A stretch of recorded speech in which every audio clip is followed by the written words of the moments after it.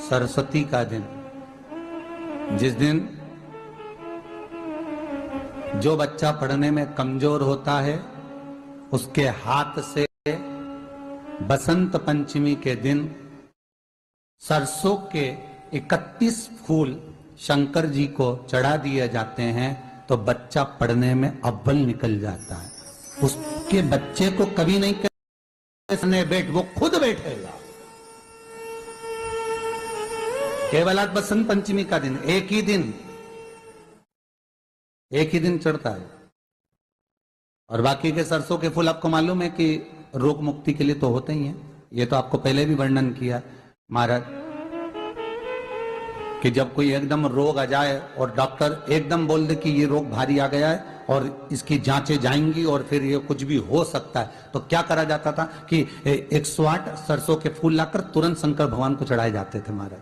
तो चढ़ाने के बाद में रिपोर्ट अच्छी आती है। ऐसा नियम है। कहीं ठेका, कोई ठेकेदारी करते हैं ना, जो ठेका भरते हैं कि भाई मेरा टेंडर आना चाहिए, मेरा ये काम होना चाहिए, मेरी मल्टी बनना चाहिए, या मेरा ये काम के लिए जा रहा हूं, ये काम, उसके सबके हाथ पैर जोड़ने से अच्छा है एक काम करो, बस 108 सरसों के फूल उठाओ, शंकर जी का उद्धतेश्वर महादेव का नाम लिखो और छोड़ दो, शिव जी के ऊपर एक एक कर कर चढ़ा दो, वो ठेका तुम्हें ही मिलेगा, वो काम तुम्हारे पास ही आएगा। बस केवल अवधूतेश्वर अर्थात ये जो क्रम है, ये वो क्रम तो 108 सरसों के फूल का आप कभी भी कर सकते हो, पर जो ये बच्चों के लिए किया जाता है वो केवल बसंत पंचमी के दिन ही होता है महाराज। आज ही के सरस्वती जी का एक नाम शारदा है। क्या नाम है? जम के बोलिए जरा। शारदा। ये शारदा नाम कहां से पड़ गया? सरस्वती माता को शारदा नाम किसने दिया था? भाई नामकरण होता है तो हमारे यहाँ तो आज भी नियम है महाराज, ये बुआ कोई नाम बताती है, मामा जी कोई नाम बताते हैं और दादाजी कुछ बोलते हैं, कोई बोलेगा टिक्कू, कोई बोलेगा पिक्कू, कोई बोलेगा कुछ, सबके नाम अपने अपने रहते हैं, कोई प्रेम से क्या बोलता है। तो सरस्वती का शारदा नाम किसने प्रदान किया था? माता सरस्वती को शारदा संबोधन किसने दिया था? माता सरस्वती को शारदा का संबोधन किस समय पर प्रदान किया गया था? जिस समय पर शंकर और पार्वती भ्रमण पर निकल रहे थे और भगवान और माता सरस्वती को ढूंढते हुए ब्रह्मा जब भगवान शंकर की साक्षी में पहुंचे हैं, तब भगवान शंकर से ब्रह्मदेव ने कहा आप कहीं सरस्वती को देखें तो मुझे भेजिएगा, मेरे पास में भेजिएगा। शंकर भगवान ने उसी समय पार्वती से कहा, पार्वती, जैसे एक स्त्री जो पतिव्रता धर्म का पालन करने वाली है, एक नारी पतिव्रता धर्म का पालन करने वाली होती है, पति को परमेश्वर मानने वाली होती है, पति के चरणों का रसतत्व ग्रहण करने वाली होती है, तो वो पर पुरुष का स्मरण नहीं करती। उसी तरह एक पति जो अपनी अर्धांगिनी के साथ में रहे और अर्धांगिनी के साथ चले तो पर नारी का स्मरण नहीं होना चाहिए। तो एक काम करो पार्वती, तुम उस सरस्वती को बुलाना प्रारंभ करो।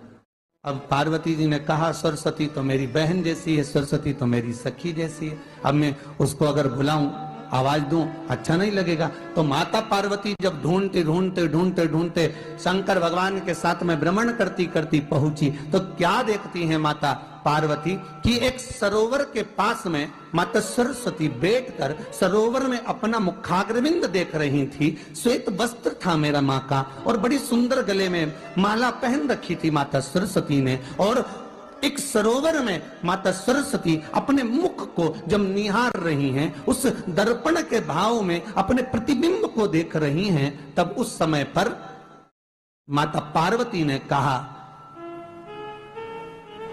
शारदा, सरस्वती को लगा कि मेरा संबोधन ये किसने कहा, पलट कर देखा। सरस्वती ने कहा, पार्वती तुम?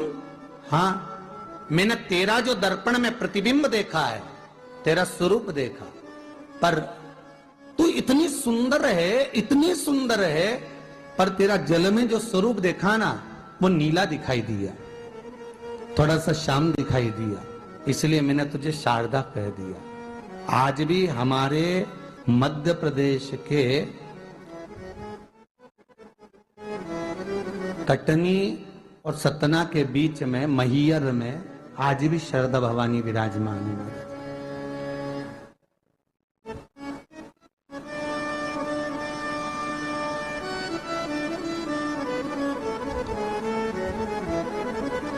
धार जिले में जाएंगे तो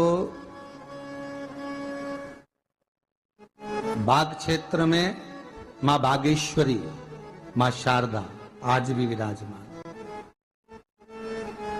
कहा सरस्वती जी पूछी, पार्वती तुमने मेरे को शारदा क्यों कहा? क्योंकि तेरा जो प्रतिबिंब था वो शाम नजर आ रहा था मुझे।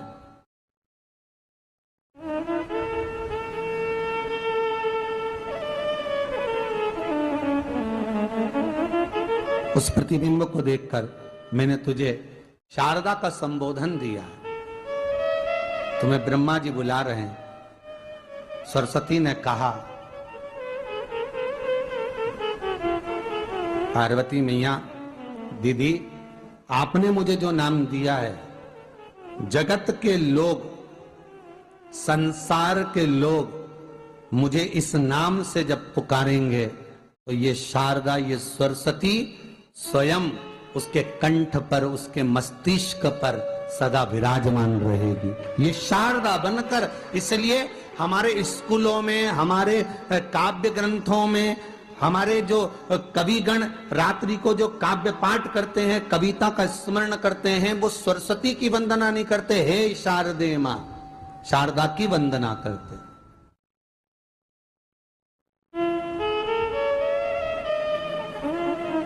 कभी आपसे कोई पूछ ले कि शारदा नाम पार्वती सरस्वती का कब पड़ा, तो आप बता सकते हैं कि ये माता शारदा नाम कोई सहज नहीं है। मां ढूंढने के लिए जब निकली, ब्रह्मदेव के कहने पर भगवान शिव के साथ भ्रमण करती। नाम का उच्चारण कोई सहज नहीं होता। कोई देखता होगा, दादाजी ने अगर किसी का नाम कुछ रखा तो कुछ सोच के रखा होगा, पिताजी ने अगर कुछ रखा है तो उसके मन में कुछ आया होगा तो रखा होगा, मम्मी ने अगर कोई नाम रखा है तो उसने कोई विचार कर कर रखा होगा। कोई नाम अगर किसी का रखा जाता है तो उसके अनुकूल रखा जाता है कि हो सकता है कि वो नाम की क्या उसके मन में चल रहा होगा।